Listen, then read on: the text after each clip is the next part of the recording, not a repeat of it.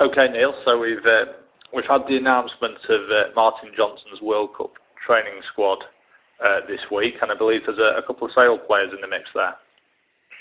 That's right, Paul. Yeah, Martin Johnson announced a 45-man squad on Monday, which will be whittled down to a final party of 30 towards the end of August. But included in that initial squad of players are Mark Cueto, Andrew Sheridan, and Henry Fourie, who recently joined Sale from Leeds following their relegation.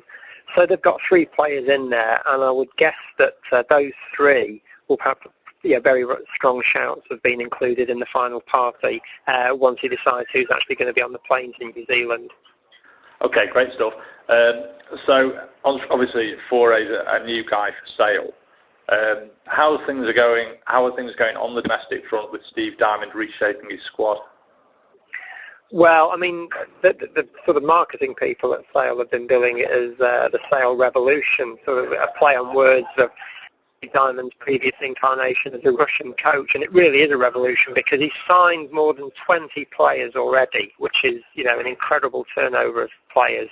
I think more than 24 have gone at my last reckoning, including one last week in Andy Tuolangi, who is a centre who's probably going to go to Newport.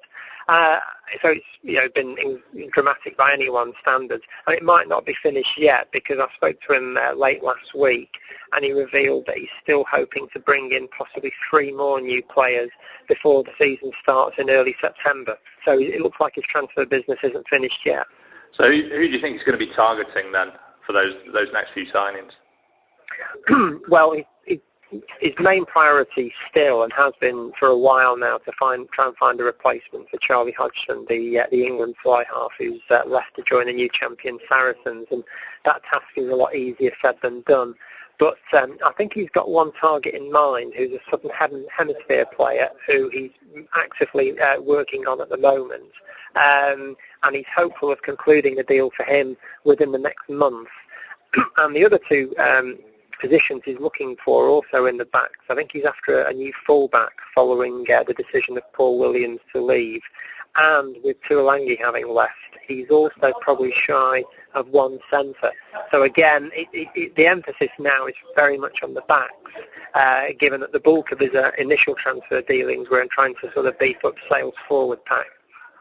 Okay, and obviously, like you say, you've been speaking to Steve. What do you think the expectations are going into next season after what have been a couple of pretty poor seasons by Sale standards? Yeah, I mean, I think he's targeting a place in the top 6. I think one of the key requirements for the club is as soon as possible to try and get back into the Heineken Cup, from a lucrative point of view, because that's where the revenue and the money is. And that's where, in terms of propelling the club's image, they need to be. So I think at the least they'll be looking at a top 6 place if possible this season. And probably one thing they could do is perhaps take an example out of Harlequin's book, who had a couple of years in the doldrums themselves, very much like Sale, that regrouped last year, and they ended up winning 2 trophies. They won the LV Cup and they won the M.E.N Cup, which Sale are in this year.